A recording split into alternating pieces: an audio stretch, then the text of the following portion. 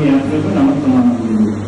మా సంఘంలో గత 9 రోజులుగా ఈ వాసవి మాత ప్రవర్తనలు మనసు హత్తుకునే విధంగా మన కులదైవమైన ఈ వాసవి మాత చరిత్రను వారి పురాణ ప్రవచనాలు మనందరికీ ఎంతో విపులంగా వినిపించి మనకి ఆనందంగా కలిగించారు.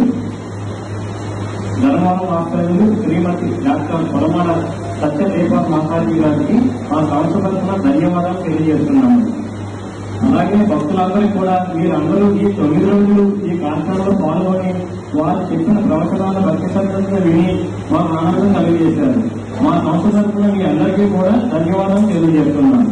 జై వాసవి, జై శ్రీవాసవి, జై శ్రీవాసవి.